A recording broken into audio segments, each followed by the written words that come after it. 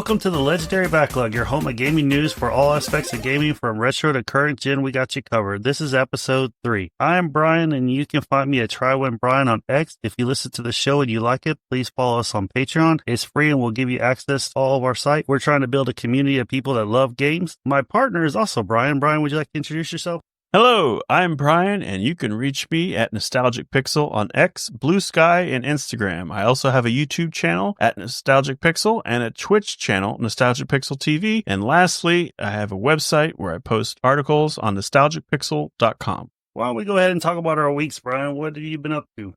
Well, it's pretty good. We had a holiday week come up, and I had some guests in town, and so I've just kind of been entertaining them. And fortunately, they're not the big time video game players, so I haven't been playing video games with them much, but we've been watching different shows and movies, and that's been fun. And hanging out with my sister, she also lives in town, so it was me, my mom, my sister. It was a pretty good week. Did you watch anything notable?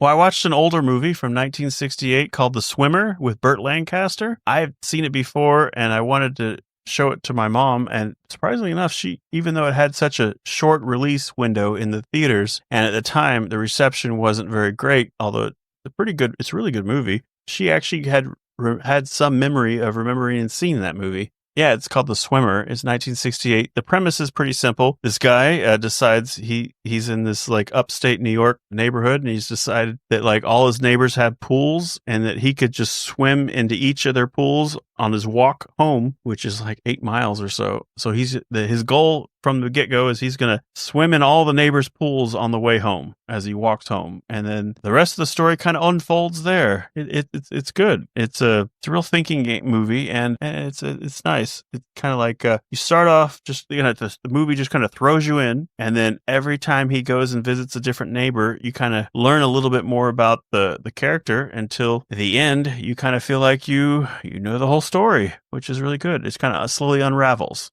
That's good to hear. I'm glad you liked it. Well, I'll have to check it out sometime. I've heard about that movie before. It seems like he just swims through people's backyards, like trying to go home, right? Yeah, the movie, he hits up about 10 different pools along the way. Yeah, I think I remember telling you about it. But how's your week been? My week's been pretty good. It's been pretty busy. Done a lot of work on the podcast. I went to see some family this weekend. It was really fun. Got to see some people I normally don't get to see very often. It was nice. And I got to see one of my nephews has a kid now, and I got to see her. So that was really cool. I'm just seeing the family expand. So that was really nice. Mm-hmm. Why don't we go ahead and get into what we've been playing? Okay, sure. I'll go first. And this is kind of a short list. Like I mentioned, I have a company in town, and unfortunately, my mom she's not much into video games. I always like to take her to the local arcade where they have a bunch of pinball machines, and she's all over that. But to convince her to sit down with a controller is pretty tough. I've found out other games, though, certain like quiz games like Fibbage,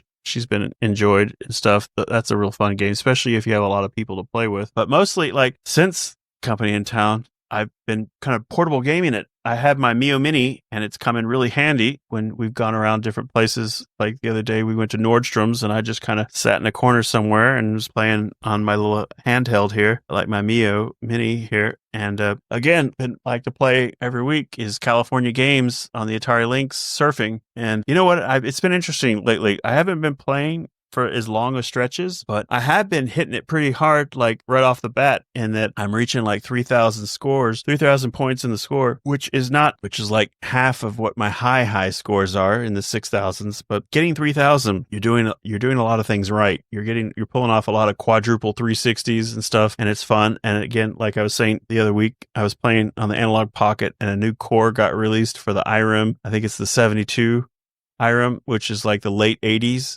And the games I've been playing on that is like R-Type, the original R-Type, which is like a spaceship shoot 'em up, which is a lot of fun. And since it's the arcade version, it's like arcade perfect, and that's a lot of fun. I really like using like my arcade stick that has turbo switches, so it's easier on my fingers. So I'm not like pressing the shoot button as fast as possible as I've gotten older. That wears out for me pretty fast. And games that I have to press as fast as I can, well, I can press really fast. It's the longevity of doing that, keeping that going dies off. But the turbo makes it perfect. Why don't you go ahead and explain to everybody what cores are? Oh, okay. So I'm playing on my Analog Pocket, which That type of handheld uses FPGA, which is a field programmable gate array, which basically it emulates the hardware. It emulates the systems at a hardware level instead of just making it compatible to play the software. So basically it programs the chip on the handheld to basically function exactly like the chip that was either in the arcade machine or handheld like a Game Boy or Super Nintendo. And so there have been people that have been out there releasing what they call cores, which is kind of like an emulator, but it's the core, it's the system. So they've gone and done their engineering on all that. Oftentimes, like these developers of these cores have Patreon accounts where they have people subscribe, and the subscriptions fund their research in creating these cores. And at first they're in a beta, and if you subscribe to their Patreon, you get access to their beta. But once the core is out of beta, they release it to the public, and that's where I come in, and then I can update it and play it. So it's like an emulator, but it's a very accurate emulator at a hardware level. So it's a lot of fun to play that. Right. So it's not emulation; it's using the hardware to act like the real machine, right? It's hardware emulation. It's not software Right. emulation. So it's a different kind, but the difference is accuracy, and that it's trying really hard, and that it recreates the way that the hardware functions at a hardware level. So ideally, if you have a very accurate FPGA core for that system, then it'll treat everything you throw at it, even if the game is like notoriously has slow motion or slow-mo parts in it or any kind of thing. That kind of will still be there. It won't be like, oh, you've got a faster computer and it's emulating, but all that slow motion is going to go away or whatever. It's not going to like play games that were going down in frame rate in a higher frame rate. It's very if it dips, and it's notorious for dipping, you're going to see that same everything. Now, some of them, every once in a while, some developers will add nice features that people are used to with emulators, like save states and stuff, but that's not entirely common. And for me, like, save states are nice. I'm too old school, and that like I haven't gotten to the point where I kind of rely on those features. They're nice, but again, these are arcade games, and as you and I have talked before, the fun part I like about the arcade games is I can play that game for like 5 minutes or 30 minutes or 40 minutes or whatever. Like they can be short and they can be long, and it's just basically up to me on the amount of time I either have available or want to play that game at one point.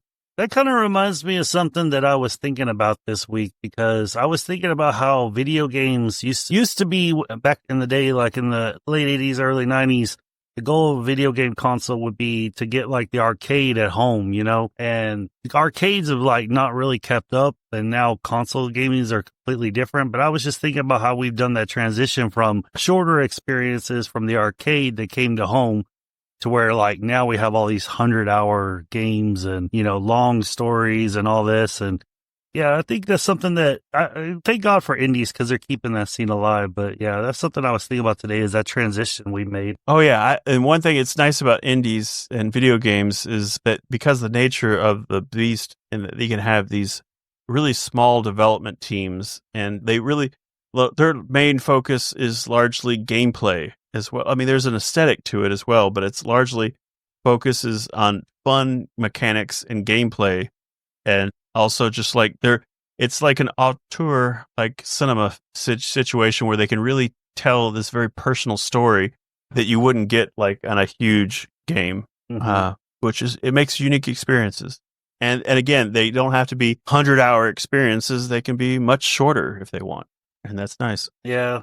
I think nowadays a lot of people view like the amount of content in a game as like part of the value of purchasing. That's like to be debatable, but that's something that a lot of people think about, especially if they buy fewer games in a year. Oh, sure. I noticed the people who buy fewer games a year, they want like a big, something they can play for like 3 months or something, or 6 months. If you buy a lot of games, you're probably looking for more of that like arcade experience, something that you can just pick up and put down. Oh, absolutely. I understand. And like for example, I have a friend of mine too. He doesn't play video games much, and even when I talk about growing up, like his experience, he wasn't, even though he had older brothers and sisters and stuff, like, and big family, like apparently they didn't play a lot of video games growing up. So he and I can't talk to him about the NES and Super Nintendo. But now, like, he's got the Switch for his children and stuff and games. So, he often comes to me and asks me about games. And so he's heard enough to know like what Zelda is, and he's heard of it and stuff. So when he talked to me about what Zelda game to get, and I was telling him, well, you got this game Breath of the Wild that you can spend 100 hours or plus into it. And then you have games like Zelda Link's Awakening, the HD remaster, which is just kind of as a remaster of a Game Boy game, a handheld game. And while it is nowhere near 100-hour experience, it's 8 hours at most or whatever, it's still a lot of fun. And that even though the prices are the same, like I was trying to explain to him, like, even though there's these two games, one is like 80 hours and another one's like 8 hours, and they're both the same price, you don't have to base your games 100% on total gameplay time, right? Because even if it's shorter, sometimes it's even fun to replay, like gameplay itself. I can understand, like he's looking at it too, but like, as if I get this game for my kids, how long would they be interested in it? So a game that seems to be amazing for kids is Animal Crossing. It's like, talk about a time sink. It seems like people can play that year round with all the rewards and unlocks that they have. Yeah, I know a bunch of people got into Animal Crossing. My wife got into it. My sister got into it. Both my kids got into it. I got into it for a little bit, but I can't. It's just collecting stuff. Can't do it forever. But the game is fun. It's phenomenal. But basically what I was thinking about is how he made his decision based on the hours of play. But, like if you don't use a guide and you hand a kid like Zelda Link's Awakening, that could easily be like 20, 25 hours if you don't know what to do. Oh, you can spend forever trying to figure out some of those questionable things. And when I was so like, even though I had handhelds and video games as a kid, there's one system surprisingly I didn't grow up with, which was the original Game Boy. Even though I wanted one when it came out, I ended up getting an Atari Lynx and then a Game Gear. And then after that, I didn't really have handhelds until later the Game Boy Advance came out. So like Link's Awakening, like I had friends that showed it to me and I played a little bit of it, but that's a game you can't just play like 10 or 15 minutes of it. That's the game you want to play from the beginning to the end. So while it was and I have since before the Switch version came out, I had since played like most of the Game Boy of that version of it. But like, yeah, that game is so cryptic. When I had no problem looking stuff up if I ever felt frustrated at a point where in trying to figuring things out and to move forward. I had no problem looking it up. And I was talking to my friend that I was telling you about, like he ended up getting Breath of the Wild, with no surprise.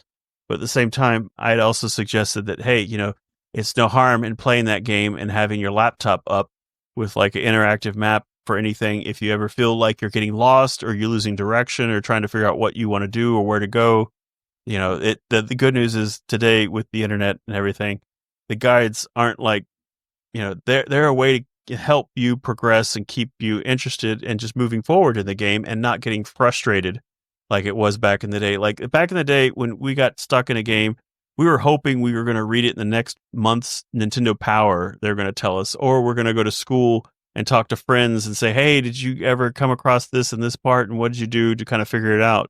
I don't know about you, but back in the day, whenever I got stuck, it was just like we were stuck. Yeah, but did you talk to friends at school? Yeah, I talked to friends at school, but we all got stuck on the same part. I remember Xenogears, right? We all got stuck on the same part in Disc 2, or right before Disc 2. And then you're hoping for like an episode of like a magazine at EGM to cover it, to like tell you? I didn't. The internet was out, but GameFAQs and all that wasn't really developed too much yet. Oh, no, yeah. During that time. Like sometimes there'd be a guide or there would be a guide that someone started, but it wouldn't be complete. That was the problem with Xenogears back then. I bet you there's like 15 guides now. Yeah, and I can imagine, though, like you said, that a bunch of guides that don't go through the whole game, they might go through the first 15 hours of the game or whatever. Right, exactly. Back then, that was the case. Even sometimes, the funniest thing I remember, I was playing through Castlevania Symphony of the Night on the PlayStation, and I'd gotten to the inverted castle. And there was a few things, and at that point, there was a few websites that gave some information. Guides, while they still are a thing, they were definitely a thing then. And I went and I picked up one. I was at the store. I didn't buy it yet. I was looking through it to see if it talked about the inverted castle. And I was just stunned to see that they published this guide for Castlevania. And it stopped like halfway through the game, thinking that the bad ending was the end of the game and there wasn't a whole other half of the game left, and it had no idea what the inverted castle was. And because it was so uninformative, I didn't buy it. But man, I really wish I would love to have it now. Just talk about, oh yeah, you kill Richter Belmont and the game's over. Like, oh boy. But that's just so, I couldn't believe that was such an oversight. But yeah, that's kind of the way it was. I beat the game in like 6 months later. I found out about the inverted castle. So I was really happy because Oh, wow. So you just played it straight, killed Richter and thought you were done. And then 6 months later found out that there was more. It wasn't just me. It was like a whole group of people that all played that game. Because I remember it being one of the, I don't remember what they called, like player select or something, or the green case where they were like player choices or whatever, like $20 games. So like me and my friends had all had that game and we thought it was amazing. And then all of a sudden we read that there's like an upside down castle. We were like, what are we talking about? And it turns out that like all of us were missing like the same like 8% of the map. And we ended up having to get misform and go do that or something like that. And then we were able to beat the boss and go to the upside down castle. So that was, I mean, that's just the way games used to be. I mean, the internet's made it so great because like anything you need to do in a video game, there's a YouTube video of, you know? Yeah, much less just a guide, but yeah, you can watch a video. Yeah, I a lot of times when I get stuck in a game, I just go to YouTube and I just like, you know, talk to the mic and on the PlayStation 5 and tell it what game I'm playing and what I'm stuck at, and usually a video just pops right up. Yeah, especially like I was telling my friend about with Zelda, it's like, hey, if you get stuck, you know, you can always just look it up online and you'll probably find video tutorials on how to locate a shrine or anything, because like you can read about how to find a shrine, but it's a lot quicker just to watch a short video on how to locate some of those harder to locate ones. Yeah, but there is a like certain feeling you get when you do it yourself without a guide. Yeah, well, I mean, that's the kind of way I feel about it. I like to, I don't use, like, I don't walk step by step through a guide, but I play the game until I get stuck, and then I keep playing until there's a point where there's a level of frustration that reaches to a point. And then I'm like, okay, now I'm going to look it up.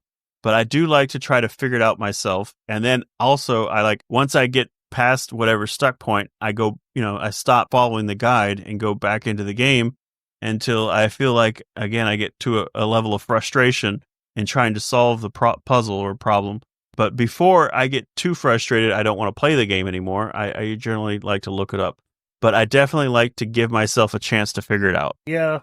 I feel the same way. Like Zelda Tears of the Kingdom, getting those shrines in the underground, those were such a pain, man. It was just like pitch black. You're shooting those seeds everywhere, and like all of a sudden you just fall off a cliff and you die, and you got to go try it again.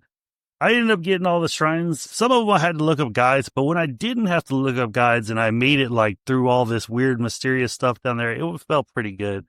And guides don't take away all that feeling, but they basically help you advance the game and not be frustrated, like you said, which is what the developers want, because they want you to play and see the whole game. They don't want you stuck forever getting frustrated, putting it down and pick up another game. Yeah. So speaking of games, let's talk about a little bit what I've been playing. This week I've been playing Final Fantasy VII Rebirth. I'm really enjoying that game. I sunk a lot of hours into it this week, and I can say without any spoilers, I'm on the last chapter. Don't really want to say where I'm at in the game in case other people have it on their backlog like I have it on mine. It's a really great game, really great art style. The art is just amazing in that game. I mean, you can tell Square Enix is not shipping out artwork to any other companies, you know, like sub companies or third parties. They're all doing it in house. Yeah. That art is just amazing. And so I picked it up and I put it down for a while, and I've picked it back up because I was kind of getting towards the end, and I kind of wanted to savor it because I know the 3 is the third version isn't coming out for a while, but now it's time to clear it off my backlog. And that's the last part, right? That's the finish of 7. Yeah. And I really liked the combat the first time I went through, but going back to it after playing other games and stuff, I just think the combat is like the best combat that Square Enix has done. It's the perfect mix of like real-time action and like menu driven. You know, a lot of people really like Final Fantasy 16's combat, where you basically it feels more like an action game, but to me, that game, the combat was better than the story in Final Fantasy 16, but my favorite combat is really Final Fantasy VII Rebirth. So I'm really excited to see what they do with the evolution of that combat. The sad thing for me is that usually when a Square game gets a certain combat, even if it's like perfect or if it's like praise. The next RPG that comes out will be like, totally different. They never use the same combat, with the exception is with the Final Fantasy VII series, since they're doing 3 games, it's kind of like an evolution of that combat. So what they did in Rebirth is they did these things called synergies, and it's where your team members team up, and they take a while to build up, but when you do team up, it's awesome. It looks great. They deal tons of damage, or they do something defensive that's really great for your party. So it's really nice. But I got to the final chapter. I'm feeling good about that. I'm probably going to beat it either tomorrow or the next day. I'm really looking forward to the end of the story. I've so far kept spoiler free, so that's a good thing. So we'll see what happens. The other game that I've been playing this week is a game that you might not think that I would play. It's an RTS game. It's called Frostpunk. Have you ever heard of that game, Brian? Frostpunk? No. It's a really interesting game. What's it on? I'm playing on PC, but I know it's on Xbox, and I think it's on PlayStation as well, right? But it's an RTS game, so I really like the keyboard and mouse for it. But this is the premise, right? Is that everybody in the whole world just started snowing one day, right? I mean, snowing to the point where like humankind is like almost extinct, right? And somewhere up north, they've built this furnace, right? And this furnace can like burn through the cold, right? Even though it's like negative 20 degrees, this furnace can keep going. So basically, your job is to build a town around this while people are suffering. And I mean, it gets pretty dark. You have to fight other teams, or is it just survival and thrive? No, you're just fighting the elements. That's the weird part, right? Like other RTS games, it's kind of like you're going to take on another army. You're going to build your army up and take it on. This one it plays like an RTS, I should say. It's not a RTS game. But what's great about it is that you build these cities, and people are like, you're always in trouble in this game, right? Like nothing's ever at least in my experience, nothing's ever perfect, right? Like people are always hungry, people are always sick. Eventually they get to where they start dying on you, and like you're just so strapped for resources in this game. And I bet you there's ways to get unstrapped for resources. I just gotta like figure them out. It's crazy because like you'll go and you're like, people are like need food, right? So you have to build this thing called a hunt or something like that, right? And what they do is they hunt animals, right? And they make raw food. Then you have to build another thing that turns the raw food into meals, right? And by the time you do that, people start to get fed, but then now they're sick people. So you have to build like a medical, you know what I'm saying? It just keeps going in that cycle, right? SimCity, but a lot more interactive. Right. It's kind of like, it's kind of like SimCity, but it's a lot harsher, right? And this is what's crazy about it to me, is that they have this thing called the rule of law. So whenever you get in trouble, you're basically like a dictator to everybody. There's like no government or anything. You basically, everybody's going off your word. So like you can make a law to get yourself out of a lot of jams, but every law is like really bad, pretty much. A law, for example, would be like child labor law, like child labor. So children can work. So now you have more people working, so you get resources faster. Or like the other thing is like, we're not going to bury corpses, or we're not going to bury corpses in a cemetery. We're just going to dispose of them in the snow, right? Or like, you can extend people's work shifts and make their life hell and kill their morale. But there's like all these different things that you can do as far as making laws. They're really intricate to the game. I just figured out the research part of it, which I think is part of the reason why I've been struggling a little bit. I've only played it like, maybe 2 hours, 3 hours at this point. But I've had a lot of people tell me that I would really like this game. I've had like 6 people tell me that I really like this game. I saw it for sale on the Steam sale for $5.99 or $4.99. So I thought I'd just grab it and see what it's like. I ended up really liking it so far. Not sure how much I'm going to stick with it. It just seems like it seems like a game that's like endless, right? Like there is a story mode. I might try and beat that, but after that, there's just like this endless play where you can just build a city up and up. And I watched some YouTube videos, just try to get a little bit more clarity on the game, because the tutorials are nice, but they don't really explain everything like to detail. And, this one guy showed what a city looks like at the end whenever you beat the game or whatever, and or the levels. The city's just like huge, right? Like you start off with nothing, and this guy's got like crummier New York, but like, that's what it's like. It's just, you build this huge city. So it's a really interesting game. Man, those people can go through a lot. You just play until you beat the level, or you basically get strung out and killed. Like played one time that they ended up executing me. I played another time where they just basically made me walk off into the snow and die. So it's a pretty interesting game. It's a different outlook on a game. So I'm kind of enjoying the fresh take of it. Not sure how much is my cup of tea though, because it is that RTS times kind of play style, where you like roam over the map and everything. So it's pretty cool though. I've been enjoying that. So that's kind of what I've been playing. Well, cool. Do you want to get into the news of the week? Sure. Let's look into a few of the articles of the news that happened over the week. Nintendo Switch 2 finally gets a U.S. pre-order date. It's April 24th is the pre-order date. So the Switch 2 and Mario Kart bundle will stay the same price at $449 and $499 for the bundle. This Nintendo Switch accessories are going up to basically cover tariffs or whatever is going on economically. The stock market lost $1.5 trillion today, so we don't know what's really going on long term. The Joy-Cons have gone up to $94.99, and the Pro Controller's gone up to $84.99. That sucks because I want to get like several Pro Controllers. The good news is it works with the same original Pro Controllers. It just doesn't have the extra button for the chat feature. I don't need that. Yeah, you don't necessarily have to replace them all. Yeah, I don't have to replace them all, which is good. Yeah, that's definitely good. And I wonder if the Joy-Cons by themselves are going to work on the Switch 2. Have they said anything about that? I think, from my understanding from what I've read, is the Joy-Cons will work on games that they work on. And if there's any feature of the new Joy-Cons that the game utilizes, then those old Joy-Cons won't work. But if game doesn't require any new features of the newer Joy-Cons, then you can use your older Joy-Cons for additional controllers. Okay. But they obviously don't slide in or anything, so that you can't hook them up.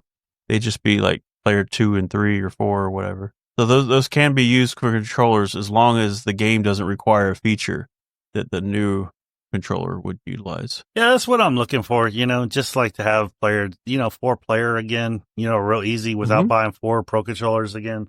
Yeah, kind of like when the Wii U came out and a lot of the games still allowed to use like the Wiimotes for controllers, and sometimes it required them, but it just lets you kind of use your existing controllers for additional controllers, which is good. But especially what I read about the Pro Controller could be used as additional controller for the Switch 2. It just will minus the chat button feature or any other features that might be required. Yeah, I'm gonna tell you right now, I'm a Nintendo Online subscriber, and I'm not gonna be using the chat feature very much at all. That feature sounds great, but I wonder how much Nintendo is going to monitor it, because in a closed environment, chat feature's great, right? But then, if you play games like Call of Duty and stuff, which is going to be on the Switch, it's just a bunch of degenerates just talking crap. Well, it's less for me about the chatting and more like today, you and I could boot up our Switches and boot up Mario Kart, and I don't think we could invite each other to play a game with each other. There's just not that connection. But considering they're putting so much effort in chat on the Switch 2, that seems to be a very realistic possibility that, if we both had the Switch 2s and we both had Mario Kart World, and we could both get on our Switches and I could invite you into my game, and you and I could play games in Mario Kart together, which isn't necessarily as clear and easy on the Switch. Yeah, that's terrible on the Switch. I can see my friends playing games and I can see what games they've been playing, but I can't really invite them to any games on the Switch, and I can't join their game. And if I go online, I'm playing with strangers 99% of the time, and they only in the classics. So if you and I really wanted to play together, we both boot up the Switch app on our phones and we join each other, and then we could play NES games or Super Nintendo games together, where those games are 2-player. So where they had couch co-op, we can play it online. So the fact there's chat. I understand what the chat button's for. I'm just not going to use it very much, is what I'm saying. Well, I don't think you and I would be video chatting or sharing screens as much on Switch, but the fact that you and I could easily play a game on Nintendo console together or against each other, and not just only strangers, a welcome change and about time. We'll see how it works when it comes out. If it's super easy, I'll give Nintendo credit. If it's worse than the PlayStation, which the PlayStation makes it semi-easy, I would say, it's not going to be acceptable. But if it's equal to the PlayStation or better, then I'll be totally down for it. And I'd probably use it more often in that case. And I agree with you. At our age these days, it's not that, it's more logistics to get 3 other friends together to play a video game online at the same time than it is if we were in our 20s. Yeah. And I mean, as a dad, my problem is that I game a lot, but the thing is that I don't really online game with, like, I have friends that play Call of Duty, right? And when I'm getting into Call of Duty, they'll always invite me into a game. But the thing is that what always happens to me is, like, you know, I'll play 2 games and everything's going good, we're having a good time, and then something comes up, I have to leave, you know? So, you know, that's the reason why I personally wouldn't use it very much, but I definitely I do play online games, but I did play online games that you can kind of jump in and out of, you know, unless it's like real late at night, which most people are in bed, but I'm gaming then. Or unless you and I are trying to play a versus fighting game with each other. Right. We'll try to jump through every hoop we can to make that work. And then the other thing is, since we're on the subject about online, right, what drives me crazy is these companies that, like the PlayStation, for example, has all the things worked out for you to be in a party, right? But then these companies like Activision, this is a good example. I don't know how many other people do it, but they have their own service, right? So it doesn't really matter if I'm in a PlayStation party or not. I have to group somebody inside with my Activision account. Does that make sense? Yeah, I hear so you. basically, it's like the PlayStation and the Xbox and everything have done all this, and the PC have all this set up so you can easily group with people. And then all of a sudden, it's like, they're like, nope, you know, just forget about that. You're going to have to use our thing. You're going to have to use, you know, our in-game feature to group up and hear people. And then there's all these settings for, like, if you want to hear friends only or not. And I don't like that third partiness. I really wish the console manufacturers would just, like, say you can't do that. But I know there's too much value in having that account and knowing what people do with that account. So nowadays we got an account for everything. And one of the things that, like, I don't necessarily get online on a console with a group of friends and, like, join part, like, 4 or 5 of them and play, like, online games as frequently. I like the ability to where I can get online and, like, get into a chat room with my friends, and we could all be playing different games and still, like, you know, chat with each other and see how, you know, how their day or week is gone or whatever. And then maybe we'll jump into a game together, but we don't all have to be playing the same game. It seems like the new system can do it, like on the PlayStation, is share play. Share play is huge, a big deal for me because, like, as you know, like, sometimes I'll buy all these different smaller games that not everyone is buying, and I don't have to go around and convince all my friends to go buy this game just so that I can play with them. So, for example, in the past, I picked up Guacamelee a while back, and I was playing it with friends of mine, but convincing a friend to go buy Guacamelee was a lot more of a challenge than just say, hey, why don't you continue playing with me in my game of Guacamelee? And I could throw them an invite, and they could play it without having to go buy their own copy. And then lately, you know, we've done games like, what was it, River City Girls, which has been fun. Yeah, it's interesting you brought that up because that's basically how I use party system now in on the PlayStation, you know? Like, I do chat with people, but what I do is I get in a party and, like, I'm playing a solo RPG or something and they're playing, like, Fortnite or something or whatever's hot. Yeah, we just sit there and kind of talk, you know, and then we go through quiet parts where each one of us is gaming and then we talk, you know. So I use that a lot. So that might be something I would use on the Switch if it's easy. I hope they get rid of that whole friend code thing. That's just terrible. Yeah, like I said, for the last 8 years, I've had friends that I've had since college. They're on my Nintendo friend thing, but, like, all I can do is, oh, look, he sunk 50 hours in this game and he sunk 20 hours in this game. I can't send him a text message. I can't schedule a time to, like, for the two of us to play a game together. So I'm really looking forward to this. I can tell. Speaking about Nintendo, let's move on to the next item. Nintendo has decided that Zelda Tears of the Kingdom Switch 2 version won't support cloud save. The Switch 2 version has a disclaimer on it that says, please note this software does not support the Nintendo Switch Online paid membership save data cloud backup feature.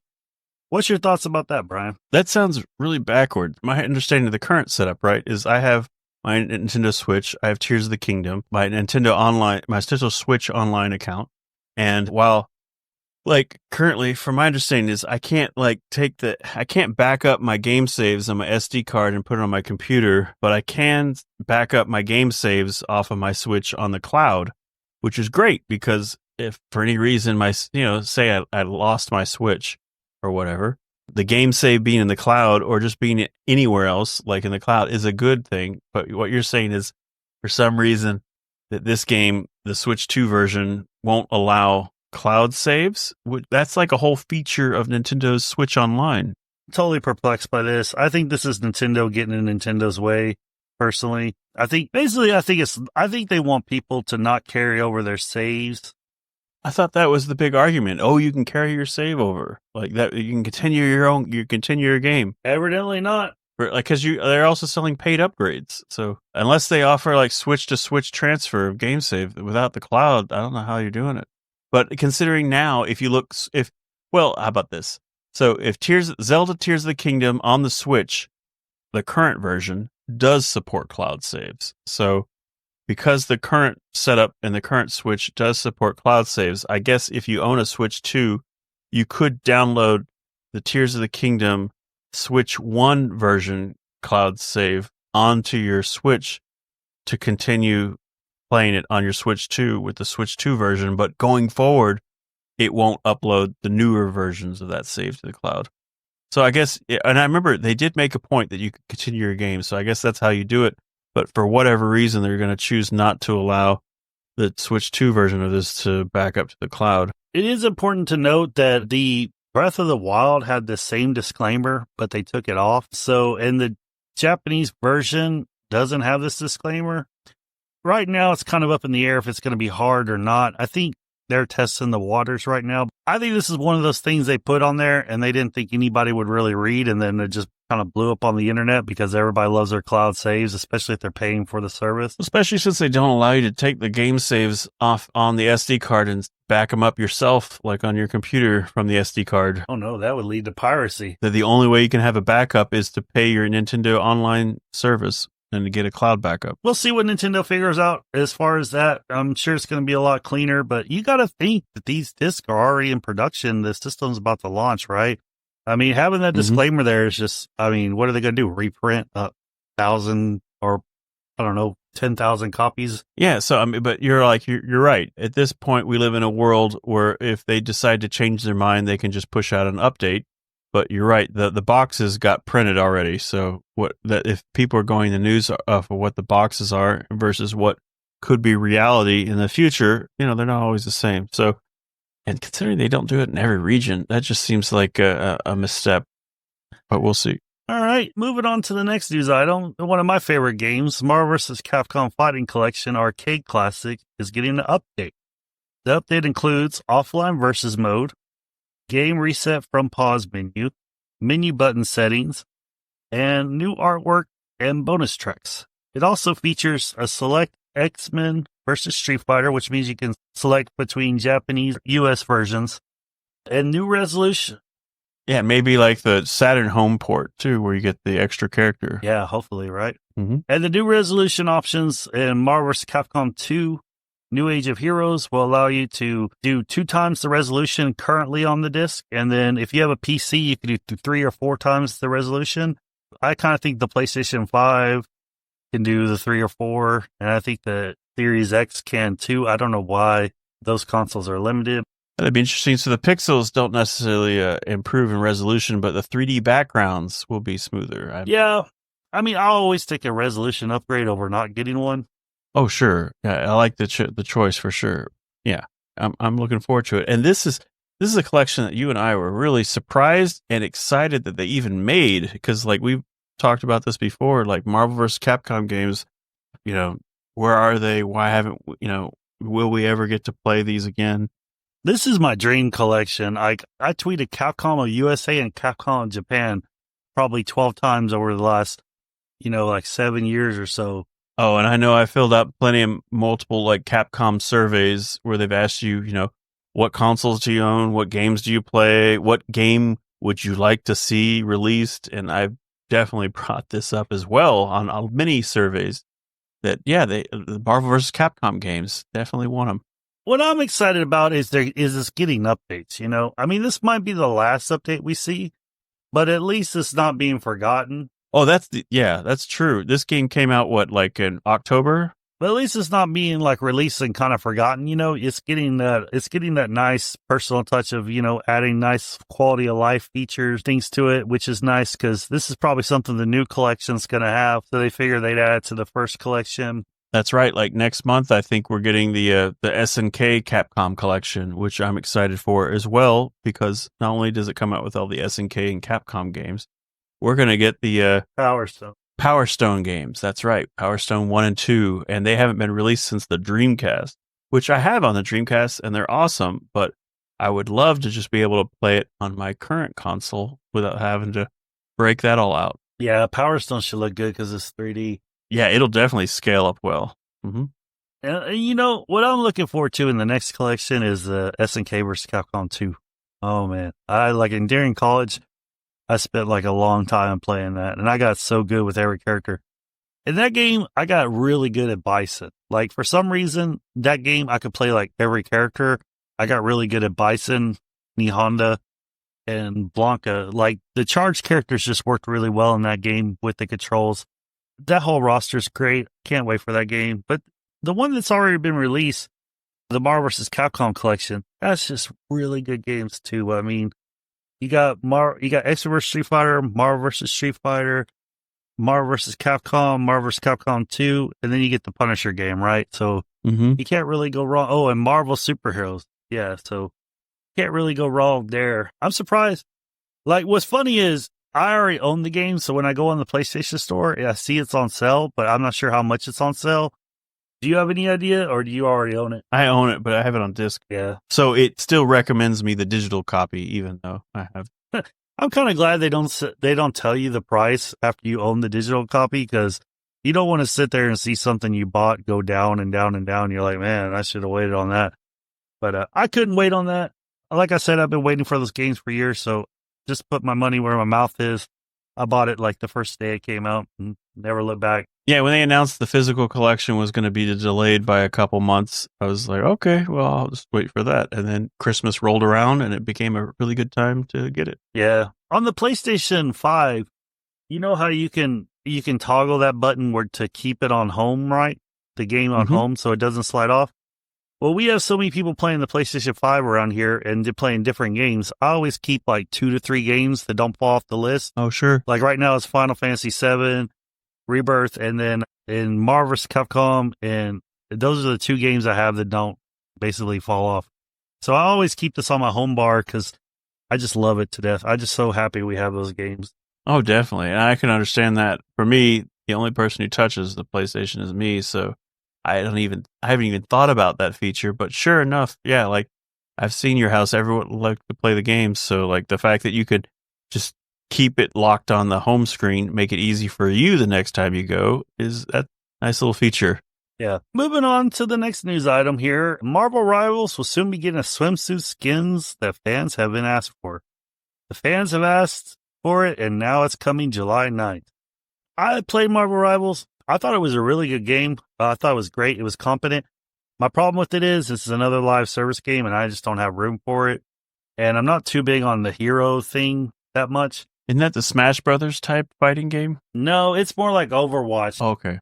First person? No, it's third person. Like Overwatch is a first person, but this plays just like Overwatch. Like in Overwatch, you have these vehicles that slowly go through the map and you got to control it. And if you get it to the finish line, you win the match. Like those type of matches and things, like they pretty much copied Overwatch on the type of matches that they have.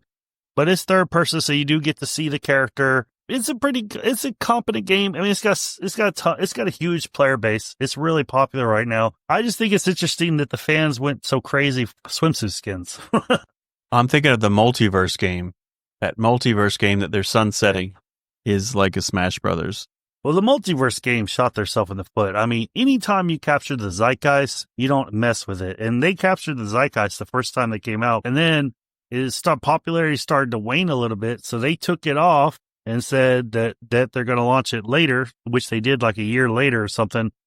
And it just didn't capture the zeitgeist again. It just failed really hard. So I see why that game's being shut down. That was poorly managed. You know, it's one of those things where you get mad because, or not mad, but it's kind of frustrating because The developers and the artists and everybody did their job. It's just the suits at the top messed that game up, you know? Moving on to the next piece of news is the rising price of PlayStation Plus. On April 9th, Sony announced that it will be raising the price of the PlayStation Plus in 15 Latin American countries, 5 South Asian nations, South Korea, and Australia. On April 16th, some PS Plus subscribers in Canada reported getting emails from Sony announcing the price increase. Here's the price increase in Canada for each service. And this is Canadian dollar, right? Yes. So the essential plan, which is basically the bottom tier, is going from 95 to 110. Remember when it was like 60? Yeah, I remember when it was 50. Yeah. That right there is not too big of a jump. But what's really interesting is after that, they start to get huge jumps. So the extra is going for 12 months subscription is going from 155 to 190. And the premium is going from 190 to 225. Yeah, that's Canadian dollars. So, but still, it's a big increase, and so I'm sure we'll end up with a similar increase. Well, when I read this, it's like, okay, I know my subscription gets renewed every like July. I need to figure out a way to tell it to lower its tier when renewing or not renew. The only way you can do that is you have to put it off auto renewal. Oh, good. Whenever it basically comes off, you can select the lower tier. That's the only way to do it. They won't let you just renew. Well, that's the way to do it. So I can just go in my settings and tell it don't auto renew. Right. Good. I'll do that. There's an auto renew subscription option on the PlayStation 5. My biggest fault is I wish I had the extra hard drive storage like you did to like explore a lot of these, but because I have the higher tier, I have access to streaming, which is kind of like the easy way to try a game without having to clear off hard drive space to see if it's worth it. I'm a really unsatisfied customer with the PlayStation Plus, to be honest with you. Well, at these prices, I understand at like $225 a year. I mean, at that point, like how much money am I even spending on games with this subscription like this? I feel like I could almost should be expecting to play GTA 6 day and date on this service. Well, I know that's not realistic, but let's be honest. When GTA 6 comes out, it doesn't matter what subscription I have. I'm probably not going to be playing that, but I'm going to be playing GTA. Okay, so my problem with PlayStation Plus is I've really been thinking about this a lot lately, is that I don't have the premium tier. I have the extra, right? Because I do go back on games, but like, the games that they have on, like the PlayStation 3 games, I don't want to stream. The really old ones, like the PS1 games, I got better ways to play it, like on my Vita or something. Well, the games I like a lot. I did the math, and what I played off of the Essentials this year was like Crisis Core and maybe one other game that I beat. And I did the math, and it'd be so much better for me just to buy those games and own them. Mm-hmm. And the other thing is that their releases on there have been pretty horrible. They did this run when they first came out, where every month we got a game. I was like, oh man, this is cool. This is a great service. The last 6-8 months, it's been really dry. I mean, there's only been like a couple games that I thought were really relevant to me. And on top of that, the major reason I have the essential package or the extra package is because of my kids. But the problem I have is that the same 19 games that they have for kids, they had like a year ago. So my kids have already burned through all these. Yeah, they don't refresh the catalog or at least, add to it. Exactly. And the other part about it is that a lot of these games that they have on the catalog are dirt cheap on the PlayStation Store. So for an example, like my daughter is sitting there playing all these Lego games, and I watch them go on sale for $5, and I'm asking myself, why am I sitting here paying all this money for this PlayStation subscription when I should just be buying the games that my daughter wants to play? So that's basically where I'm at on it. So this year, I'm not going to get the extra. I'm just going to get the essential package because we do play online and the cloud saves. Yeah, and I have the premium, but I'm probably going to go down to the essential. Yeah, I mean, that premium tier, they've done better the last 6 months on the premium tier. It seems like what they're boosting up is the premium tier, not the extra tier. But what's sad is that's not making me want to go, hey, I want to get premium. That's making me feel like, oh, extra's just kind of forgotten. So I totally plan to drop extra. I know I said that before. I'm repeating myself. Yeah, I just got to remember to go in and like the next couple months and tell it to stop auto renew. My renew's in November, but I'm probably going to, after this podcast, I'll try and remind myself to do that. So what do you think about the price hike? It's not great. These are Canadian dollars, but at the same time, whatever that is, it's still going to be an increase here. And as you pointed out, while the service is nice, it doesn't seem like the catalog is changing enough to warrant continued subscription. After a while, like my biggest problem is that I don't have a ton of storage to just try out a bunch of the games, which also kind of makes the premium subscription even a better deal for me. And that like pretty much everything they offer is a download. They also offer for me to stream.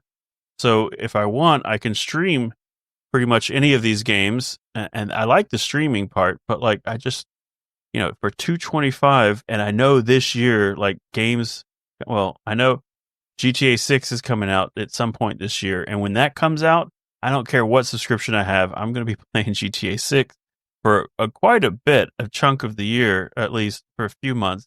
But like the way I got into the premium is that like it was, how the way they advertise it after you have, say you have any of these tiers, they keep telling you, oh, hey, if you want to finish out the rest of the year, it's only like $10 right now, and you can get the X number of months or whatever remaining on your subscription at this tier. So as the year goes by, it always seems like, well, I could try the subscription instead of paying like the full year. I could only pay like for a couple months of it, and I only pay the difference. And so that's not so bad. But then the problem comes and you forgot that you had on auto renewal, so that you tried out premium for a couple months. And the next thing you know, you have a full year of premium subscription, and that's it, your own fault. Another thing about this is that I personally think the subscription services for games don't really work for me. I know they work for a lot of people. Basically, this is Canadian, not American, but if this was American, you could basically afford like a whole year of Game Pass, which is better than what the PlayStation has on their subscription for that $225. I know that the currency's different, but you're really approaching Game Pass prices at that point. It seems like they're trying to get right into the Game Pass prices. Yeah, but their offering is so much less. Yeah, it's not the same. It's definitely not the same. But they're definitely, with this aggressive in price, they're trying to get to the price without offering the same thing. The reason why I think subscription services don't really work for people that play games is because we consume content different, It's not like I'm sitting there watching like 5 different shows on 5 different services, When I play a game, I usually play 1 or 2 games at a time, and I try and finish them. So that's why the subscription service doesn't really work for me, because I'm really paying, like, if I'm playing a game that's really long, it might take me over a month to beat it. So I'm really paying 2 months worth of subscription for when I could just buy the game for a little bit more, and own it. And if you get tired of it and you really don't want it, you have something, if you have the physical copy, that you could sell. There's some value to it. And another thing about the extra tier is I'm so tired of buying the Sony game that comes out. I'll spend money on it, and then, like a year later or 2 years later, it's on their service, right?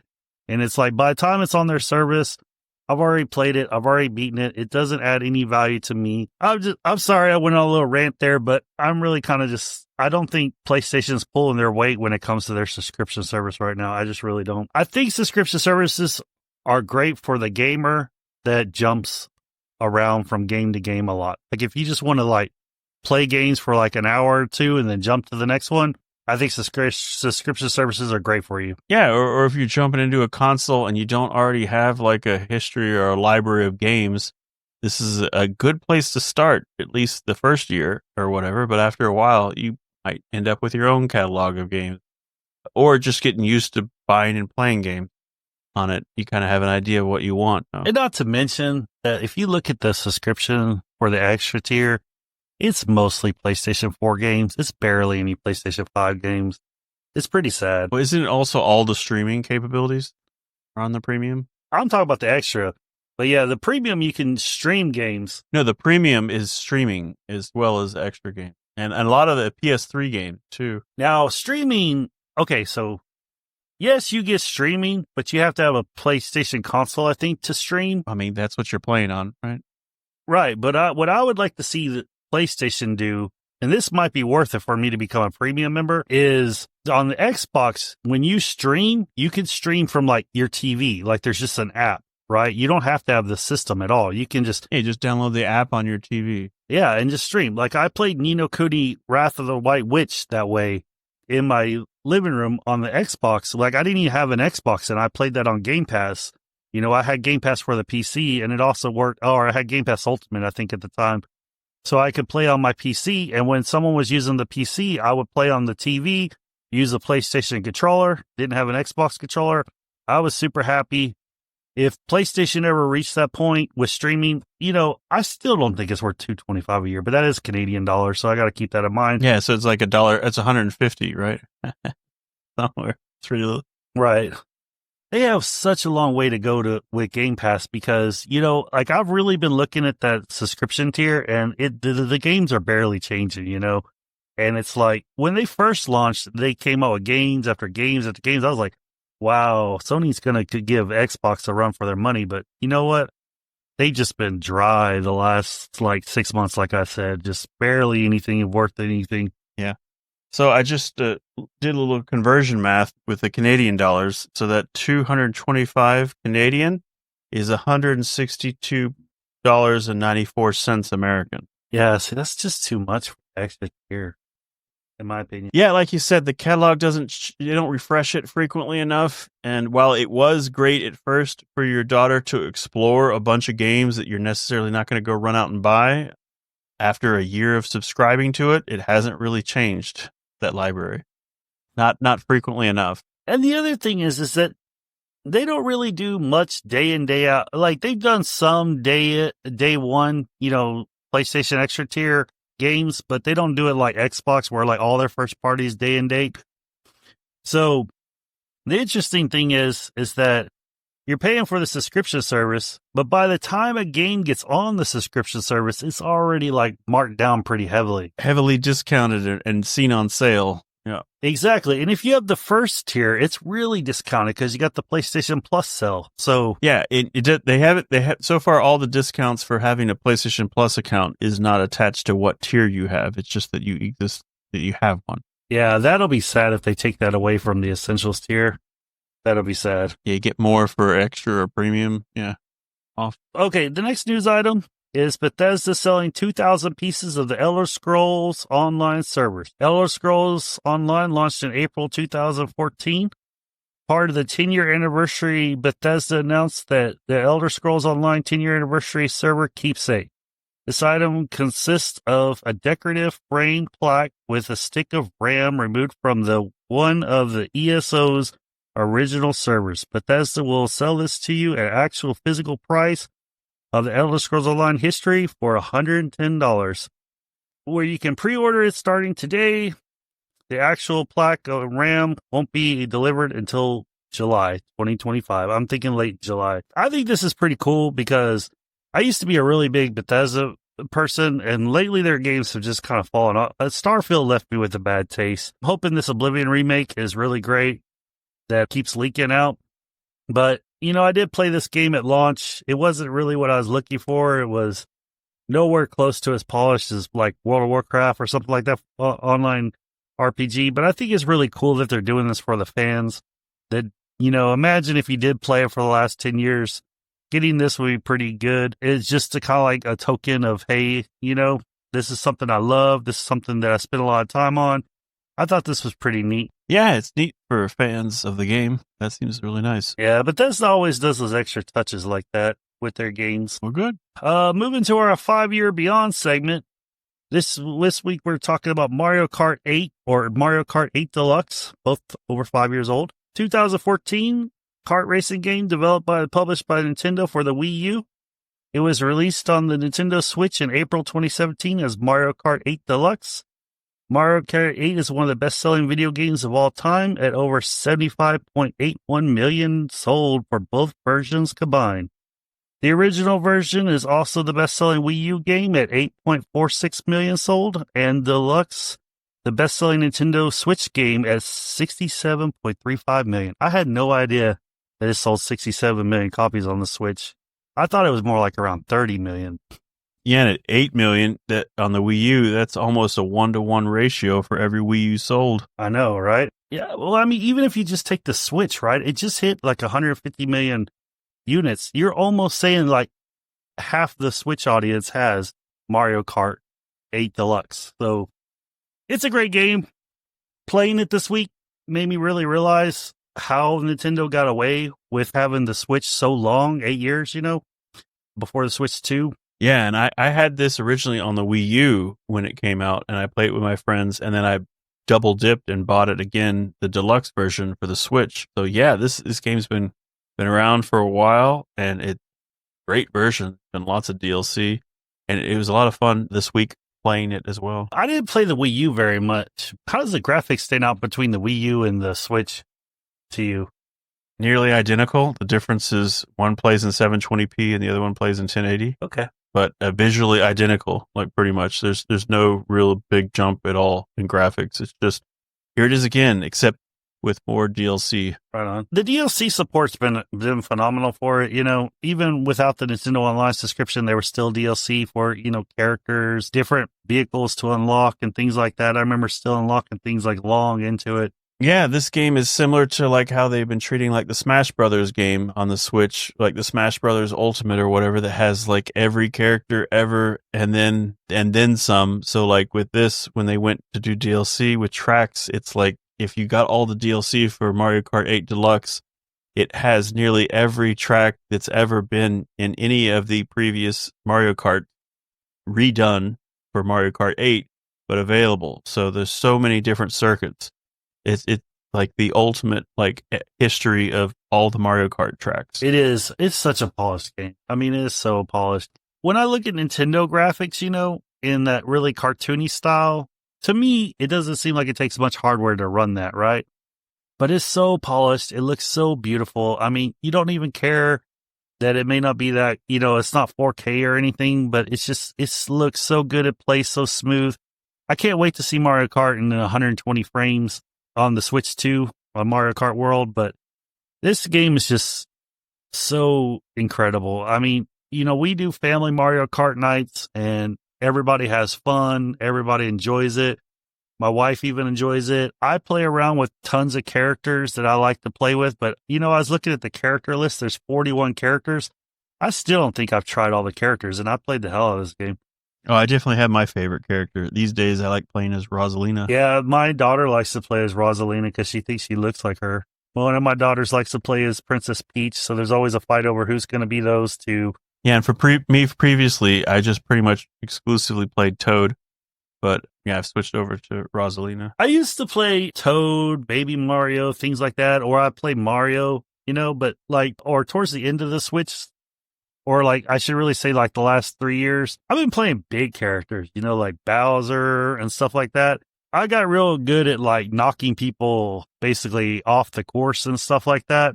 It's a different way to play, but it's real fun. Do you like playing the bigger characters that can knock people around more? Yeah, because it changes it up a lot, Oh, sure. Yeah. I love to play as Link. Like when you get Link on that motorcycle, the Hyrulean motorcycle and the Hyrulean, cape or parachute that comes up, it looks so sick. That is such a good design. But yeah, I quit playing all those characters, mostly play big characters like Donkey Kong and Bowser and, the Metal Mario and stuff like that. So, I just try and play the stuff that my kids don't play. And I still don't think I've played every character, which is crazy. The courses are amazing, and they also mirror them. And I'm a big fan of the motorcycles as well. That's a huge, that ever since they've added those in the series, I enjoy playing. Yeah, so for the courses, you got the Mushroom Cup, the Flower Cup, the Star Cup, the Special Cup, the Shell Cup, the Banana Cup, the Leaf Cup, Lightning Cup, the Egg Cup, Triforce Cup, Crossing Cup, and the Tinkerbell Cup. And the Bell Cup. Yeah. That is so many courses. Each one of those has 4 courses. And then on top of that, you can mirror them. And you can play at multiple CCs. I mean, it's literally like infinite Mario Kart. Well, yeah, they offered 200 CCs, which is crazy. And then on top of that, all those cups you named, there's double that many more on the DLC. Right. You can tell why this game has been so popular for so long because it is just loaded. I mean, when you talk about bang for your buck, I mean, Mario Kart 8 is like the definition of bang for your buck. Yeah, so with all the talk of Mario Kart World, it has gotten me to go back and revisit Mario Kart 8 because while it is the current one, it's also been around for more than 8 years, and it's just been fun. When I looked at my game save on my Switch, like I have like the 120 cc's, I have the gold cup on all of them, but the Tinkerbell cup, and I have the silver on that. And I tried all week playing it, and I couldn't do better so far. So I wasn't able to get the gold trophy on the Tinkerbell Cup so far. But I'm still, it's one of those situations where, the first round you're kind of making your way through up to the front, and the second lap you're getting up there in the front, and then on the third lap you get up into the front and you're leading it, and then like the last 20 feet, like you get hit with a blue shell and a red shell and another thing, and the next thing you know, you're turning in at 6th place. Yeah. You're like, dang it! It happens too frequently for me on that track. I understand what you're saying, and one of my arguments with Mario Kart is, or not arguments, but one of the things that I wish would kind of change is like if you're in the back of the pack, you're gonna get things like the bullet, lightning, blue shell, things like that. If you're in the front, you're just going to get like maybe a mushroom, most of the time bananas, so it's like really kind of imbalanced, but it kind of makes it fair because there's this catch-up mechanic, I guess. Like if you want to get first in a race, a lot of times, especially online, it's almost like you want to stay a second or third place with a couple mushrooms, and then like right at the end, burst them so you don't get hit by the blue shell and all that, Oh, another thing you definitely want to do is say you are like 3rd or 4th place. You don't want to keep attacking the people in front of you so that the person first just keeps continuing to build out a bigger and bigger and bigger lead. So you want to like be real careful not to like give first place. Like if you're knocking down second over and over and over trying to get in front of them, it can just make the first place have this untouchable lead. Yeah. One thing I'd like to talk about this game is the accessibility feature, right? I have a special needs daughter. The steering assist on this game, when she was younger, just made the biggest difference. It turned this game from something that she just would hate to something she just loved. Now she doesn't use it, but back when we first got it. Oh yeah, this game's 8 years old, and you got it like 8 years ago, and your kids 8 years ago playing games was not where they are anywhere today. So any assist feature like that was huge. Yeah, I just wanted to point that out. That's a neat feature. I think it's a good way to get like that's how we got my wife into it, and you could get grandma into it that way. Maybe, I don't know, but but yeah, it's definitely a good way to get people into it where they don't feel like they have to compete at such a high level. Like for you and I, even though we played it a lot, like, for someone who hasn't ever picked it up, be able to play in that accessibility mode and feel like they're competing and contributing to the game is good.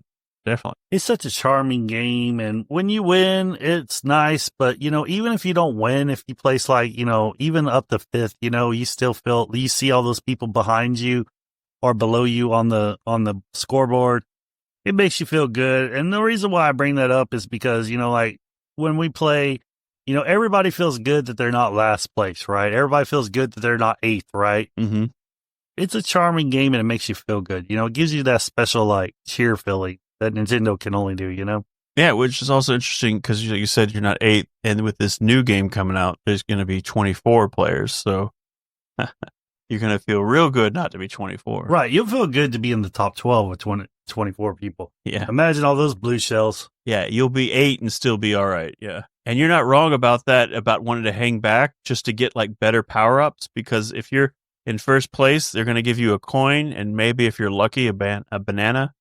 But if you're like 3rd place or 4th, like they're going to give you almost everything. And of course, if you're in the back, they're going to give you all the all the lightning. They're going to give you they're going to be the bullet bill and all kinds of stuff. But even then, that's sometimes just hard to come back in that 3rd lap from the very back to the front. It can be done, but yeah, for one lap, it's real hard to come back, but if you start off in the back and you're smart and you save your power-ups, unless you get lightning and you lose them all, they can be pretty dangerous. You get up to 4 and hit that bullet. Yeah, buddy. Mm-hmm. And I went over to a friend's house just a few weeks ago. I may have mentioned this before, where they had Mario Kart and I was playing, and this is before this week. I wasn't, it's like, oh, you guys haven't played 120cc. That's where all the action is. So I put it up and I started playing, and I got like 4th place. And my friend's daughter goes, you must be rusty at this game. And I was like, yeah, I'm a little rusty. Sorry. I couldn't get a cup for you, but we got a couple unlocks. So that was good. But yeah. If you don't play Mario Kart, you definitely lose your skill, right? Like, that's what I noticed. After that, I went home. Next time they come to visit, I want to boot up Mario Kart and just show her, look at all these gold cups I have. Like, I know. Trying to prove to a 12-year-old you did it. Yeah. Well, I mean, it's good to have those trophies. Too bad there's really not a trophy system to go with it, though. Mm-hmm. Yeah, I can't pull up my phone and go, look, I got the trophy for this. One of the things I like about this game is I really like the mirror, because it really does turn a track into almost like a new track. Oh yeah, that's a good thing they've been doing with a lot of them. But the mirrors is just like so much replayability, especially after you've gotten so familiar. If you've gone through the different CCs up to mirror, it's a nice twist. And then the 200 CCs, that's just another level. Like you're gonna almost generate new shortcuts in some ways, and then at the same time, just like making these turns could be an even bigger challenge. See, I have to know the course to play 200 cc's. Well, if you played like I had, kind of worked your way up, by the time you get to 200, none of these tracks are old. Are new. They're all, very familiar. Right. We don't play at 200 cc's very much because this is too hard for people in the family. Some people. Yeah, like you said, you were using assist earlier. So, but even then, like 200 cc's is almost novel and stuff, but 120 just seems like the solid spot, and then mirror is fun. Yeah, it's such a good game. I definitely plan on keep continuing to play it the next few weeks leading up to like the launch of the Switch 2, since I don't still plan on buying it at day one.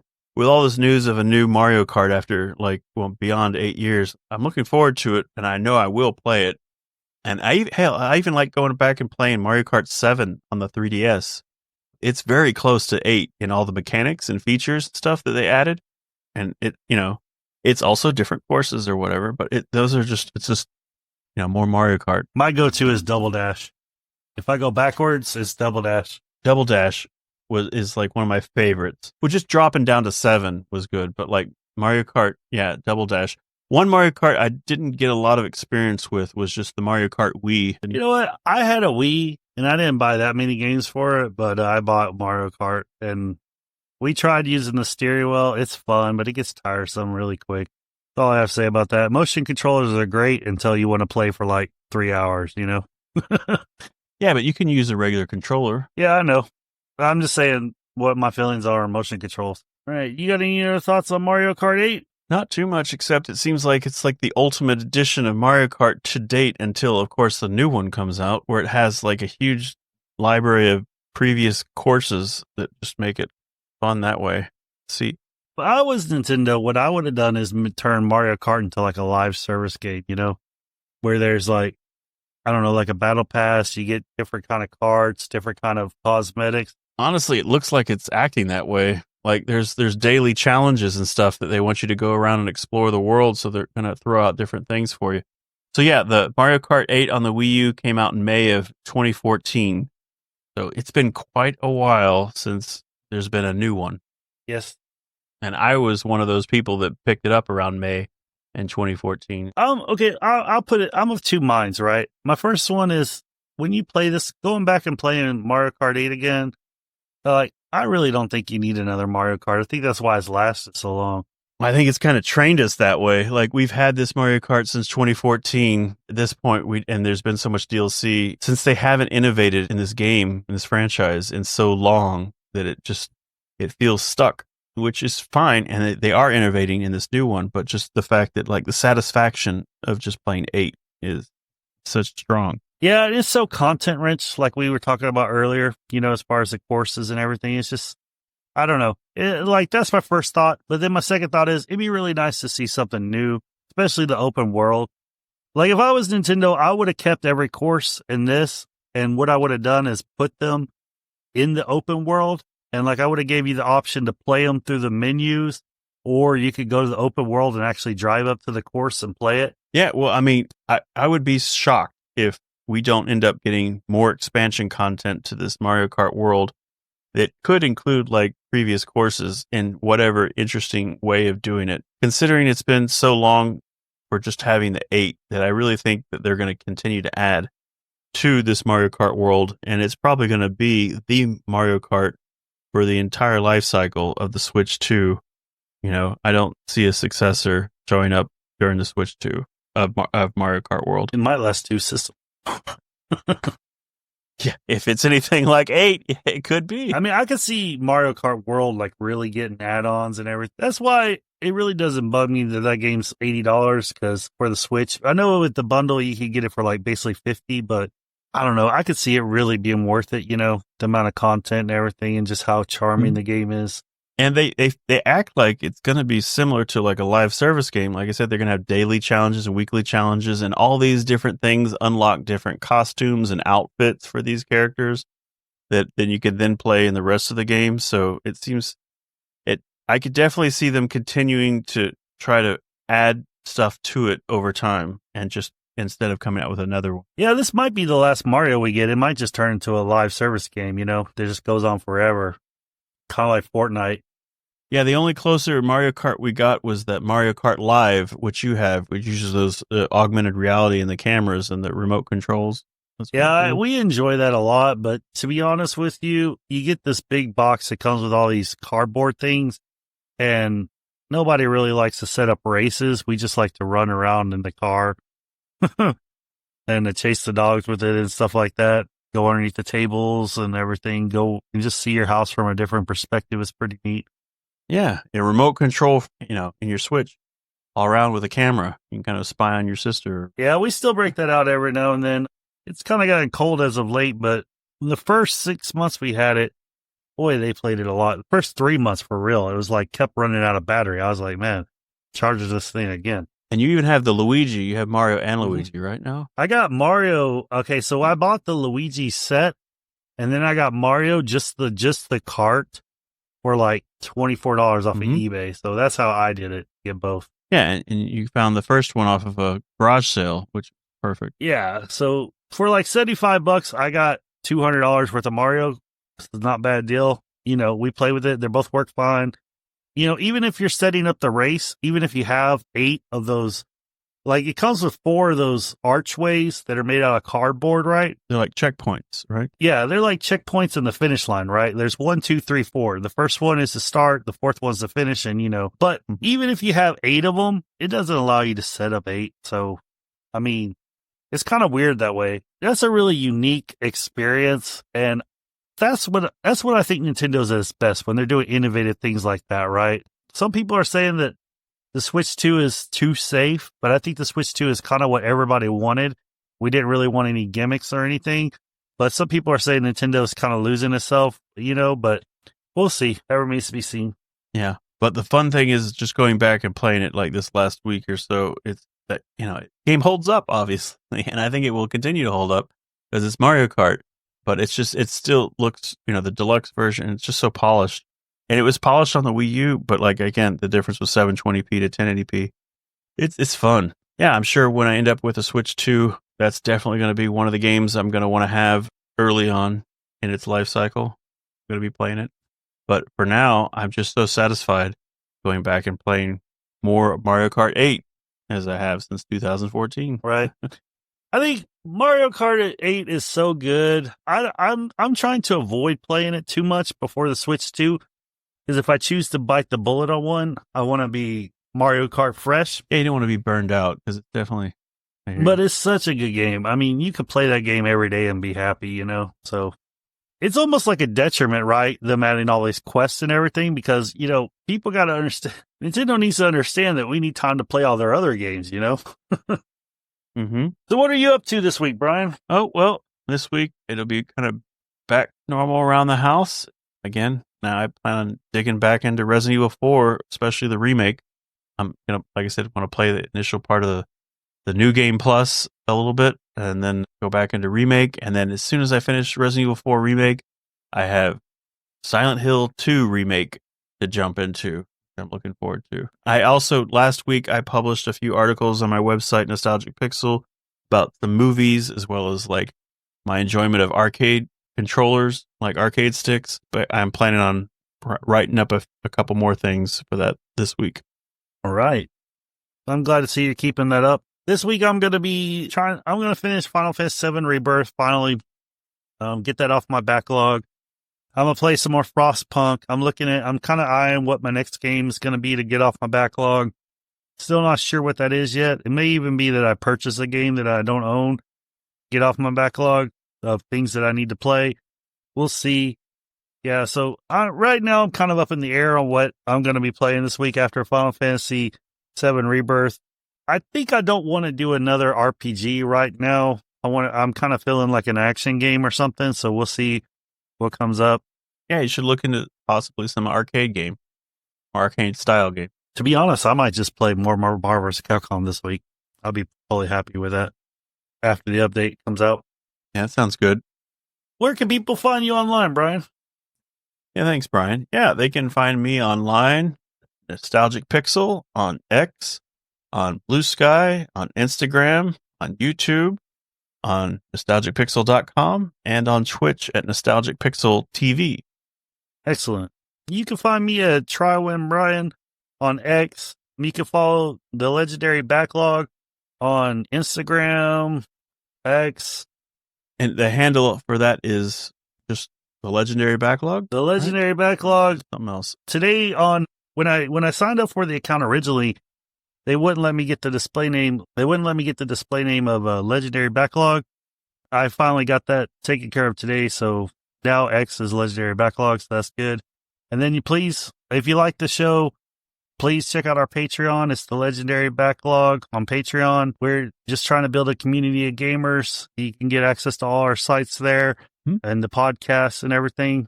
See all the episodes of the post. Yeah, we're going to post all our links there for this stuff. Absolutely, you want to follow Patreon, and currently, it's all free. But yeah, hop in and be part of the community. Feel free to ask us questions or anything like that. If you like what you heard, please leave a 5-star review on your podcast app of choice. They help us out, help us with the algorithm, help people find us. All right, guys. Well, we thank you for listening to the Legendary Backlog. Hope you enjoyed the show. See you next time. See you next time.